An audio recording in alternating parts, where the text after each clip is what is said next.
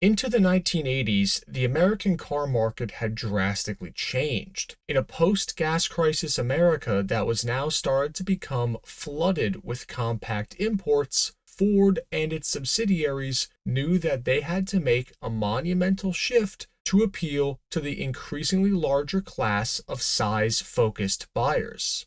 And it was this shift in their corporate strategy that gave us some of their strangest yet most forgotten cars of all, the Mercury LN7 and the Ford EXP, which were their first two-seaters offered from the Blue Oval since the original Thunderbird came out in 1955. And after a 20-plus year two-seat sports car hiatus, Ford's return to the market with these new cars was complicated to say the least.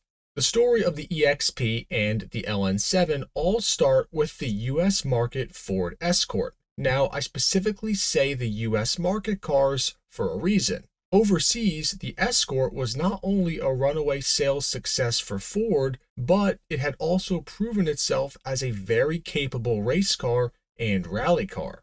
Heck, even Cosworth was getting in on the action with the Escorts with their famed RS 1600.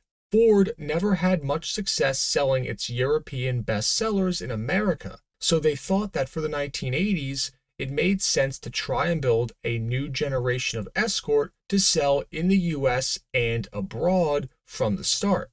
This new Escort was set to replace the Pinto stateside and the Mark II Escort in Europe, both of which were rear-wheel drive economy cars. And this new Escort was released in 1981, and it would make a radical departure from this formula by utilizing a front-wheel drive system rather than the traditional live-axle rear-wheel drive setup. Power would come from a few four-cylinder engine options, but in stock form, these Escorts were nothing special, and to be honest, they didn't look nearly as good as the prior European market models. The new US market Escorts, or these world cars as they called them when they first came out, were very bland, to put it simply. Even still though, they became the best-selling car in America, thanks to their aggressive price point and solid practicality. With that being said, for some reason, Ford felt the need to go way outside the box to create a version of it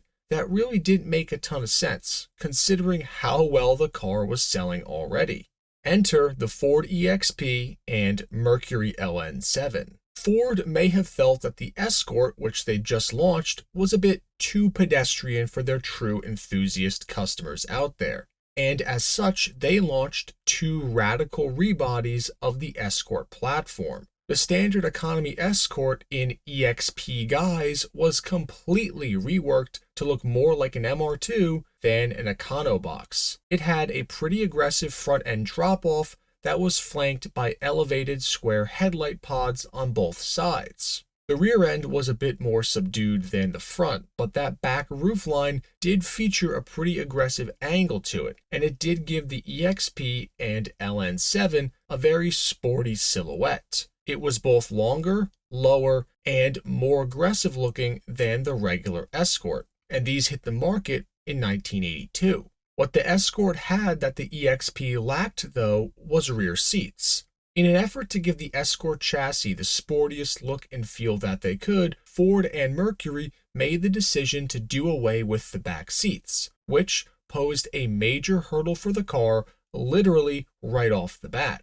The Escort was a great seller because of its practicality. So for the EXP and LN7s, I don't know why Ford decided to remove the back seats, especially when the last car that they made with only two seats was the first-gen Thunderbird for the general public, and that car they gave back seats to just after a few years in production to make it more practical, and it helped sales. The Mercury LN7 version of the EXP was essentially identical, minus a bigger front grille and a bubble glass on the rear hatch compared to the standard flat glass on the Ford model. Underneath, they were pretty much identical to the base Escort platform, with the full independent rear suspension, independent front suspension, and disc brakes up front with drums in the rear. There was an optional TR suspension package for these cars that added new wheels and tires, new sway bars, and new suspension tuning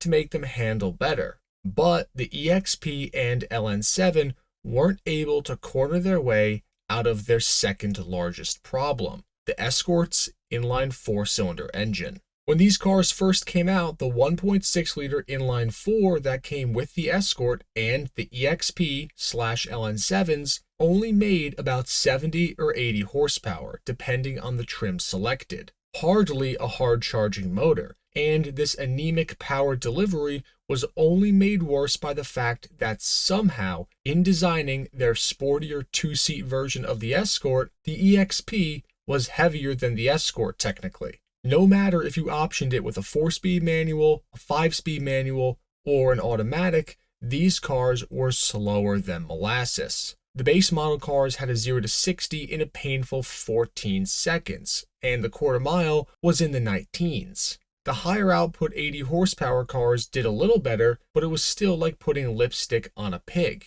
And if that wasn't enough to add insult to injury, with the EXP, you got marginally worse performance and 2 less seats than an Escort for a whopping $2,000 more, as the MSRP of the EXP was $7,400 compared to the Escort's $5,400. And the Mercury variant was another $400 more expensive than the EXP. For all this extra money, you essentially got a different body slapped onto an Escort with some different interior bits. But even still though, the dashboard was still identical to that of an Escort. Ford's executives must have been smoking some of that good stuff because they were convinced that they would sell 200,000 of these new EXP and LN7s that first production year in 1982. Spoiler alert, they barely sold half of that, and the second year sales-wise was so much worse. Ford realized that they had made a gross miscalculation with this car